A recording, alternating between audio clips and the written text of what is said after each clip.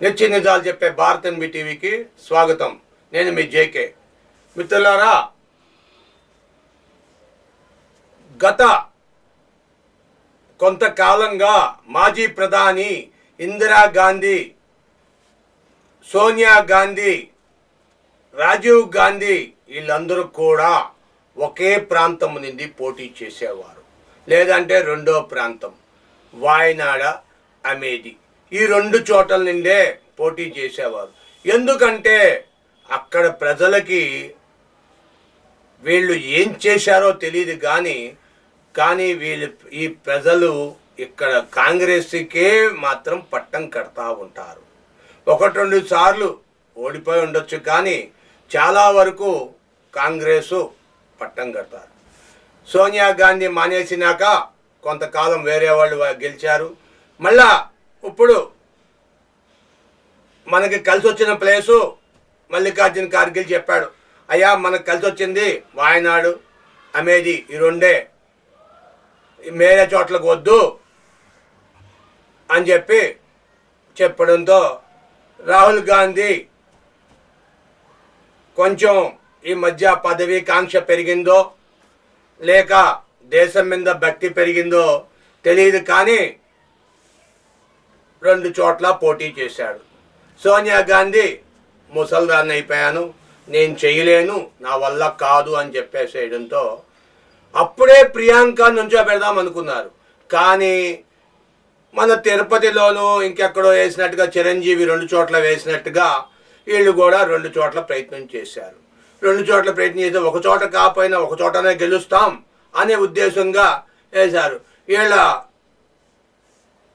బొచ్చలో నేతి చిప్ప పడినట్టుగా లేకపోతే బూరెల బుట్టలో పడినట్టుగా వీళ్ళు రెండు చోట్ల గెలిచేశాడు రాహుల్ గాంధీ గారు. నిన్నటి వరకు 235 సీట్లు, రేపు నుండి 234 సీట్లు. ఎందుకంటే ఒక చోట రాజీవ్ గాంధీ గారు పుత్రుడు రాహుల్ గాంధీ, ఇందిరాగాంధీ మనవడు రాహుల్ గాంధీ ఒక చోట వదిలేస్తున్నాడు. అక్కడి నుండి వదిలేయడం కాదు, అక్కడి నుండి తన చెల్లులైన ప్రియాంక గాంధీని నుంచోపెట్టి ఆ స్థానాన్ని గెలిపిస్తాను అని చెప్తున్నాడు.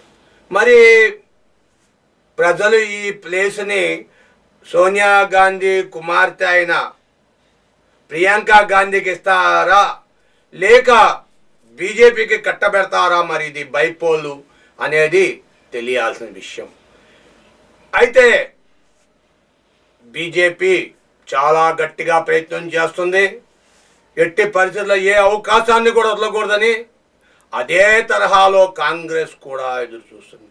నిన్న చెప్పుకున్నాం, రాహుల్ గాంధీ ముంబైని కేరాఫ్ చేసి చంద్రబాబు నాయుడిని క్రాస్ ఓటింగ్ చేయాలని ప్రయత్నం చేశాడు అని. చంద్రబాబు నాయుడికి నీకు ప్రత్యేక హోదా ఇచ్చేస్తాం, 10 ఏళ్ళు రా, నీకు స్పీకర్ ఇస్తాం రా, నీకు కోరిన పోస్ట్ ఇస్తాం రా, కేంద్ర హోంశాఖ ఇచ్చేస్తాం రా రా రా అని హిప్నటైజ్ చేశాడు. మరి చంద్రబాబు నాయుడు గారు ఎందుకు చేయలేదో, ఎందుకు వెళ్ళలేదో, వెళ్తాడో వెళ్ళడో ఆలోచిస్తున్నాడో, లేక ఆంధ్ర ప్రజలు నన్ను నమ్మరో మళ్ళా ఇటు అటు మారితే అని ఆగారో తెలియదు. కానీ మొత్తానికి ఏముందో చంద్రబాబు నాయుడు కడుపులో తెలియదు, కానీ రాహుల్ గాంధీ కడుపులో మాత్రం ప్రియాంక గాంధీని ఎంపీగా చేయాలని ఆయన మనసులో ఉంది. ప్రియాంక గాంధీ ఇందిరాగాంధీ యొక్క ప్రియతమైన మనవరాలు. ఎందుకంటే ఎన్టీ రామారావు గారికి ఎలాగైతే ఉన్నాదో జూనియర్ ఎన్టీఆర్ని చూసి, అలాగే ప్రియాంక గాంధీని చూస్తే ఇందిరాగాంధీని చూసినట్టుగా ఫీల్ అయ్యేవారు అక్కడ ఢిల్లీ ప్రజలు కానీ, రాయ్బరీ కానీ, మరి ఎక్కడైనా సరే. కాంగ్రెస్లో ఇందిరాగాంధీ తర్వాత స్థానం సోనియా గాంధీకి ఇచ్చారు, కానీ సోనియా గాంధీ ఇటాలియన్ అని చెప్పి ఆమెకి ప్రధాని పోస్ట్ ఒప్పుకోలా. అదే సమయంలో ప్రియాంక గాంధీగా అవకాశం ఇచ్చుంటే ఈ పార్టీకి భారత ప్రధానిగా మరో మహిళ వచ్చేది. కానీ ఎందుకో ఏ దుష్ట శక్తులు మరి ఆపాయో తెలియదు. కానీ మరి ప్రియాంక గాంధీకి పట్టం కడతారా లేదా అనేది మీ విలువైన అభిప్రాయాలు కామెంట్ రూమ్లో తెలియజేయండి. రాహుల్ గాంధీ కాంగ్రెస్ని రథసారథిగా ఉండి బీజేపీని పడేసి ప్రభుత్వాన్ని బల నిరూపణ చేసుకొని రాహుల్ గాంధీ వస్తాడా లేక బీజేపీ నరేంద్ర మోడీ ఉంటాడా మీరు తేల్చుకోండి. ఇప్పుడు రాహుల్ గాంధీ కావాలా ప్రధానిగా, లేక నరేంద్ర మోడీ మూడోసారి గెలిచిన నరేంద్ర మోడీ కావాలా మీరే తెలుసుకోండి. మీ విలువైన అభిప్రాయాలు కామెంట్ రూపంలో తెలియండి, షేర్ చేయండి, లైక్ చేయండి. ఇది మీ ఛానల్, మీ ఆశీర్వాదంతో ఉండేది. మీరు ఒక్క షేర్ చేయండి, ఒక్క లైక్ చేయండి, ఒక్క సబ్స్క్రైబ్ చేసుకోండి. Thank you one and all. Thank you.